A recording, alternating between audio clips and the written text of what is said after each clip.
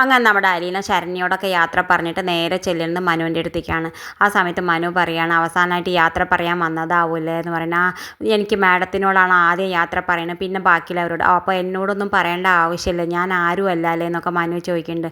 ആ സമയത്ത് മനുവോട്ട് എന്താ അങ്ങനെയൊക്കെ പറയണമെന്ന് പറഞ്ഞിട്ട് എന്തായാലും ഉള്ളിലേക്ക് കയറുന്നുണ്ട്. ഉള്ളിലേക്ക് കയറിയിട്ട് മുത്തശ്ശിയോട് എല്ലാവരോടും യാത്ര പറഞ്ഞിട്ട് അവസാനം കാണുന്നത് നമ്മുടെ വൈജയനാണ്. വൈജയോട് യാത്ര പറയേണ്ട. ആ സമയത്ത് നമ്മുടെ വൈജ പറയുന്നത് നീ ഒരിടത്തും ഗുണം പിടിക്കില്ലടി, നീ എവിടെ ചെന്നാലും ഗുണം പിടിക്കില്ല, നീ കണ്ടോ, നീ എന്നെ അത്രമാത്രം വിഷമിച്ചിരുന്നു എന്നൊക്കെ പറയണ്ട. ആ സമയത്ത് നമ്മുടെ അലീന പറയുന്നുണ്ട് അങ്ങനെ പറയരുത്, ഞാൻ എൻ്റെ മാഡത്തിനെ എൻ്റെ സ്വന്തം അമ്മയെ പോലെയാണ് കണ്ടണത് എന്നൊക്കെ പറയണ്ട. അപ്പോഴും പിന്നെയും നമ്മുടെ വൈജ ഒരുപാട് ദേഷ്യപ്പെടുന്നുണ്ട്. ആ സമയത്ത് നമ്മുടെ അലീന പറയുന്നുണ്ട് മാഡം ഒരു ജീവിതം ജീവിച്ചിരുന്നല്ലോ ആഗ്രയിൽ വെച്ചിട്ട് അന്യ പുരുഷൻ്റെ ഒപ്പം എന്നൊക്കെ പറയുന്നുണ്ട്. ആ സമയത്ത് നമ്മുടെ വൈജയ്ക്കാണെങ്കിൽ ആകെ പേടിയാവുന്നുണ്ട്, എന്താ ഇനി അലീന അടുത്തത് പറയാമെന്ന് വിചാരിച്ചിട്ട്. എന്തായാലും അലീന പിന്നെ പറയില്ല, അവളിത് മാത്രം പറയുന്നുണ്ട് ഞാൻ മാഡത്തിന് വേണ്ടി മാത്രമാണ് ആ വീട്ടിൽ ഇത്രയും ദിവസം പിടിച്ച് തിന്നുന്നത്, അത് മാഡത്തിന് എന്തെങ്കിലും ബോധ്യപ്പെടുമെന്ന് പറഞ്ഞിട്ട് യാത്രയൊക്കെ പറഞ്ഞ് ഇറങ്ങിപ്പോണ്ട്. പിന്നെ കാണിക്കുന്നത് എന്തായാലും നമ്മുടെ ബാലചന്ദ്രൻ കൃഷ്ണമോളോടും രോഹിത്തിനോടും ബബിതോടും പറയുന്നുണ്ട് നാളെ അലീന നമ്മളെയൊക്കെ വിട്ടിട്ട് പോവുകയാണ് എന്ന് പറയുന്നുണ്ട്. ആ സമയത്ത് നമ്മുടെ കൃഷ്ണമോള് പറയേണ്ട അച്ഛ അലീന ചേച്ചിക്ക് പോയേ പറ്റൂ എന്ന് ചോദിക്കുന്നുണ്ട്. ആ സമയത്ത് നമ്മുടെ കൃഷ്ണമോളോട് ബാലചന്ദ്രൻ പറയുന്നുണ്ട് അവൾ എന്തുകൊണ്ടാണ് പോകണമെന്ന് നിനക്കല്ലേ ഈ വീട്ടിൽ ഏറ്റവും കൂടുതൽ അറിയാമെന്ന് പറയുന്നുണ്ട്. ആ സമയത്ത് നമ്മുടെ രോഹിത്തും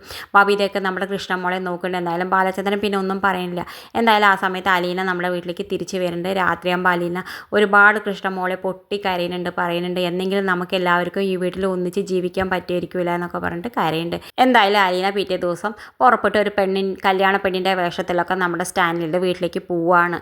ഇനി അവൾ അവിടെ പോയിട്ട് എന്തൊക്കെ അനുഭവിക്കാമെന്ന് നമുക്ക് വരുന്ന എപ്പിസോഡിൽ കണ്ടറിയാം. ഇതുപോലുള്ള പ്രമുഖ വിശേഷങ്ങൾ നിങ്ങളുടെ മുന്നിൽ എളുപ്പത്തിലെത്താൻ ഈ ചാനൽ ഒന്ന് സബ്സ്ക്രൈബ് ചെയ്യാൻ മറക്കരുത്.